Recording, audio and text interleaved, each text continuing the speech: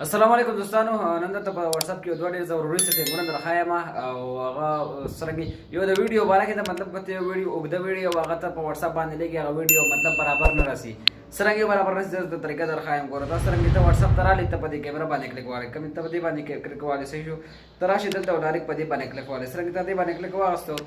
بیا دا غنه بعد ته داسې کارو کې څرنګه ته دې باندې کلیک واره دې ته بیا ویډیو سلیکټ کې کوم ویډیو ته لګي مطلب صحیح شو زه هغه ویډیو دې کې سلیکټ کوم کوم ویډیو چې زه مطلب سیټ کول غواړم هغه ویډیو زه دې کې وګورم هجې دا ویډیو ما سلیکټ کړه اوس ګورو چې دا ویډیو برابر زیو کنه زی تاسو په دې باندې سرچ وکړئ دا سند کیږي برابر خو صحیح شو صحیح برابر نه سند کیږي پته اوس دای نه دا لګ سیس دا لګ ویډیو دې کې پاتې شو برابر مطلب ویډیو برابر نه سند کیږي د دې لپاره اسانه طریقه ته درخوایم چې ویډیو په ایچ ډي کوالټي کې زی مطلب څنګه ویډیو تا کړی وی ریکارډ کړی وی هغه شانتي ویډیو په بل واتس اپ ته هم زی ویډیو به خرابېږي نه څنګه کیږي راځي سره دې نه بیک لاړ شي صحیح شو څنګه بیک لاړ بیا تاسو ته دا یو آپشن ښکاری سوري دا آپشن تاسو ته ښکاری کنه دی خو ګوره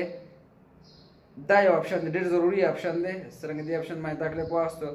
صحیح شو دې کې بیا په دې باندې کلیک واله صحیح شو څنګه دی باندې دا کلیک واغستو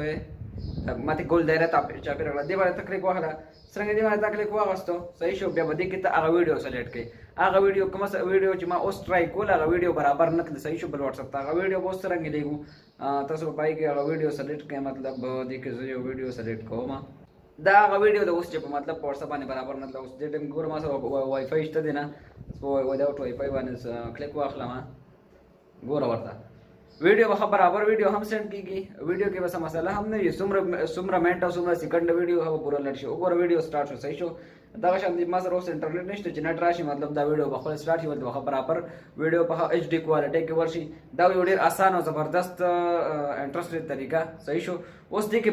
بل یو سیټینګ د درخوایم په واتس اپ کې کوم سره مطلب زیات ګروپونه وي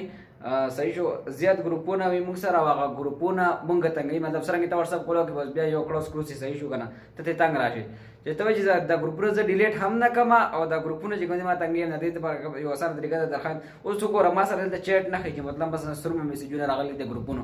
بیا په دې باندې ځکلیک واخلم تاسو د درخوایم دای نه ده په دې باندې څنګه ځکلیک واخلم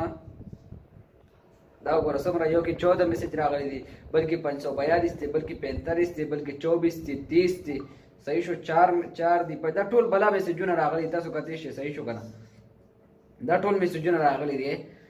دا بس رنګ هایټ کوو مطلب چې دا ګروپونه موږ سره وي خو چې موږ سره په سکرین باندې راځي چې تنګول نه کی مثال د دې لپاره اسانه طریقه دا ده زبردست نه یو ګروپ واپس هغه ته بوزم صحیح شو دې طریقه درخوایم